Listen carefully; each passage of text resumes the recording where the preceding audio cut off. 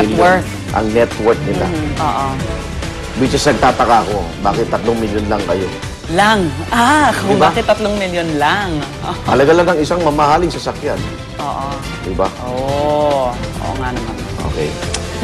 Alright. Kaya yung salin talaga. Mahirap pagyaman ang Ang ibig sabihin talaga ng pinag-uusapan. salin sinungaling ang lahat ng nakasulat. Sinungaling ang lahat ng nakasulat. Maganda rin busisiin yung salin ngayon ni Chief Justice Renato Corona. Hindi po Kasi hindi nag-file ako covered ng yung salin, impeachment tapat yung na ako. 2011 Diba kung ano yung mga nadeklara niya for 2011. Nag-file ba siya? Siguro hindi siya ngayon. Automatic Mas yun. siguro mas nabusisi niya ngayon, di ba? Yun nga, Dahil magandang nandun sa, silipin, diba? Kung ano na. Nandun na lahat. Nandun na. Samantala, kamustahin naman natin ang magiging lagay ng panahon ngayong araw matapos ang naging malakas na buhos ng ulan kagabi. Makakapanayam po natin si Jory Luis, ang weather forecaster ng Pag-asa. Good morning, Jory! Magandang umaga, Rhea. Ano ho ba ang nagdulot ng mga pag-ulan natin kagabi at masasabi bang tag-ulan na ba? Actually, hindi pa rin po tag-ulan kasi meron po tayong sinusunod na criteria para po masabi natin na nagsimula na nga yung tag-ulan. And actually, yung mga synoptic stations natin talagang hindi pa nakakasatisfy sa rainfall criteria. And yung nagpaulan sa ating kagabi, masabi nating nagpaparamdam na po yung habagat, pero ang talaga nagpaulan sa ating kagabi yung tinatawag nating trough of low pressure area na nandito sa may West Philippine Sea. Alright, magiging ganito na ba yung ating panahon sa mga susunod pang araw?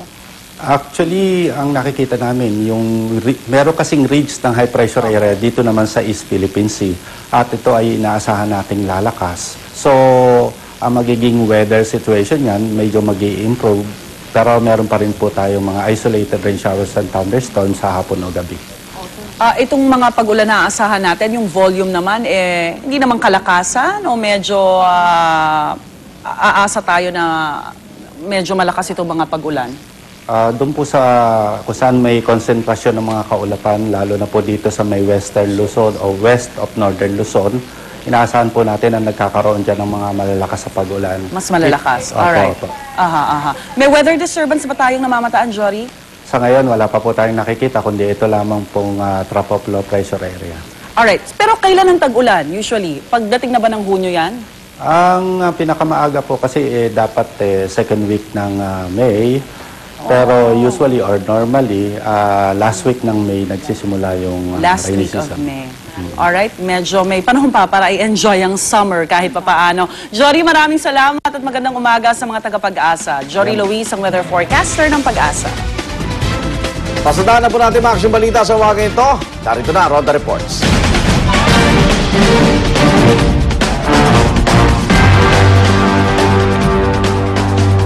Sumuko na sa mga pulis ang isa sa 10 presong nakatakas mula sa selda ng Mandaluyong PNP kahapon. Yan ang Ronda Report ni Jay Sapale. Jay? Igan, voluntaryong sumuko sa Mandaluyong Police si Valentino Gianan. Kaninang alas 12 ng ating gabi, kinumbensing sumuko si Gianan ng kanyang kapatid sa mga pulis matapos itong tumakas sa custodial holding cell na Mandaluyong PNP kahapon ng alas 12 ng tanghali kasama ang siyang pang nakadetena rito. Ayon kay Gianan, wala raw sa plano niya ang tumakas at nabigla na lamang siya at napasama sa pagtakas. Ayon sa mga pulis, ang tinuturong mga mastermind sa pagtakas ay mga presong sina Reynaldo Eligo alias Ray Puyo, Rolando Palmenco alias Lupin at Joel Cabule alias Matet. Ang tatlo ay may kasong paglabag sa Section 5, Article 2 ng Republic Act 9165 o pagtutulak ng illegal na droga na isang non-bailable offense. Patuloy ang pagtugis sa siyang nakatakas mula sa mga lead na nakolekta ng Mandaluyong Police. Igan? Maraming salamat, Jay Sabale. Sa iba pang balita naman, isinusulong ngayon ni Senador Gringo Honasan ang panukalang Police Height Equality Act. Lain po ng naturang panukala na tanggalin na ang height requirement para sa mga nais magpulis.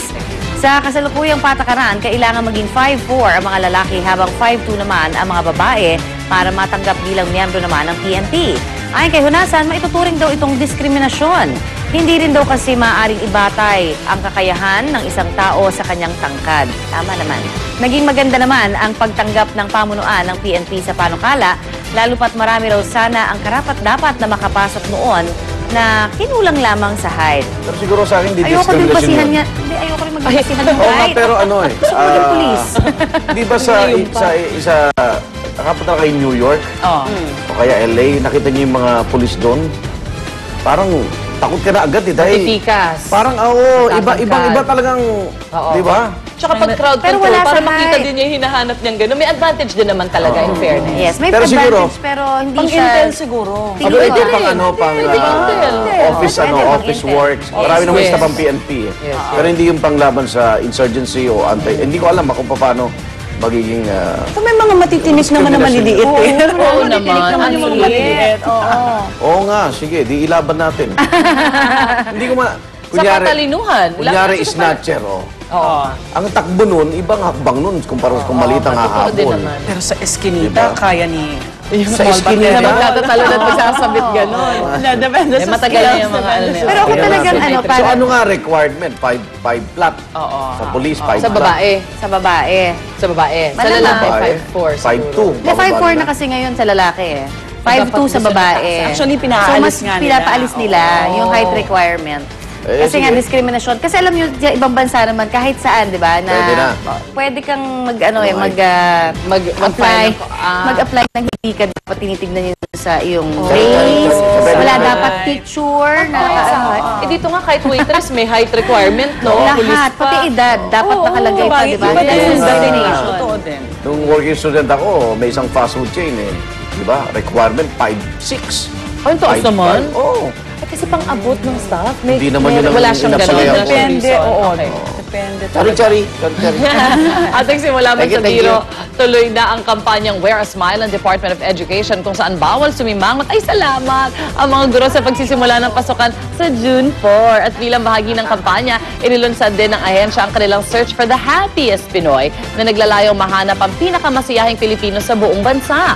Open to all ang contest na tatanggap ng mga nominasyon hanggang sa July 15, pero sigurado na raw na may slot na naka-reserve para sa isang estudyante at isang guro. Ang mananalo lalo pa magiging happy na makakatanggap ng 250 peso. Oh, siguro 1,000. Kasi kahit ako na magbigay, magsisimangot kung 250. Oo nga. Sisimangot yan. Siguro 250,000 pesos tax free. Gayon man humirit ang Alliance of Concerned Teachers. Ako bahala sa 250 pesos na may ibang problema na mas dapat tugunan ang DepEd para totoong matuwa ang mga guro. Kabilang na raw dito ang suliranin sa basic education. Sabi nung DepEd kahapon na guest namin, magkakaroon daw sila. Kasi sabi namin, paano nyo naman imo-monitor? Baka Oo naman nga. maging prone to abuse, di ba? sabagay. Konting simangot lang, kunyari, masakit ang puso ni mama. Correct. Malay natin, Oo, di ba? right. Baka mamaya isumbong na ng estudyante o ng magulang. Oo. Hindi naman daw. Magkakaroon ng seminar, pati dun sa mga guro, at maging syempre dun sa, may proseso, kumbaga. May, Sino may due mag-evaluate process. sa kanila? Mag-grade? Mga estudyante rin. Merong, hindi, si principal yata, parang depende kung sinong mga nagreklamo, pero may prosesong pagdadaanan. Hindi naman daw kaagad na matatanggal or something. At tandaan nyo lagi Pero kung ang sino yung pagite, mali- Pero libre yan, magandang Ang pagngiti reminder. libre. Totoo Pagite yan. libre yan. Totoo. Magandang Nakakatulong pa reminder. kayo sa ibang tao na mainit ang ulo. Ngiti, ano? Nakabusangot, nakakahawa. Ano na? Pag nakabusangot, Ay, oo. yung affected ka Busangot. talaga. Nakakawalang Talagang lukot na lukot na yan. ah. Iba ang lungkot talaga. sa busangot. Ay, oo. Busangot Ano talaga. ba kakaiba na kasimangot sa busangot? Talagang... Solid na yun. Busangot Pinangat pa talagang lang bad yun. Ang busangot, yung kilay at ang uso, magkadikit na. ganun. Ay, ang hirap yun Naging ang grande naman ang 63rd birthday celebration ni Mommy Janisha Pacquiao o si Mommy D. Gaya ng mga nagdaan niyang birthday party, hinandugan niya ng kanta't sayaw ang kanyang mga bisita sa Pacman Sports Stadium sa Gensan. Bongga rin siyempre ang outfit ng Pac Mom. Absent sa birthday party si pambansang kamao Manny Pacquiao dahil tuloy-tuloy ang kanyang pagsasanay sa Amerika para sa laban nila ni Timothy Bradley. Pero hindi naman niya nakaligtaang magbigay ng mensahe sa kanyang ina. Samantala, todo ensayo na rin ang 14 na taong gulang na Phil-Am na si Kirby Asunto na napiling umawit ng lupang hinirang sa labang Pacquiao at Bradley. Aniya, excited na siya at pagbubutihan daw niya ang pag-awit ng lupang hinirang. Nagpasample din siya sa pag-awit ng isang folk song. Tidong tigidong intaw no sabsidudong nagtanaw kang inday nagtabisay ang laway nagtanaw. Manang biday naman. Kasi si diba Dodong. si Pacquiao may ano siya, parang Dodong. nag-develop Sarili din talaga. siya ng mga singers. Yes, sarili niya Oo, talaga. so, Hindi siya mga bumabase bagang kung singers, sino binibigyan niya ng sikat, chance. no? Maganda rin kasi nabibigyan ng chance. Oo. Pero at least Vegas alam na, niya, nakakaba Vegas siguro agad. yun. Song. Ano? Samantala, inilabas ng pulisya ang video na nangyaring gulo sa isang laro ng soccer sa Istanbul, Turkey nitong Sabado. Makikita po sa video kung paano nagwala ang fans ng, Fenerbahce. Matapos silang matalo ng kupo ng Galatasaray. Sige, labo-labo na. Galit na inatake ang mga pulis at security guard na nakabantay sa stadium. Nagpalipad pa sila ng mga flare o paputok at namato ng mga silya. Maging dressing room tunnel ng kalabang koponan, hindi raw nila pinalagpas. Sa isa namang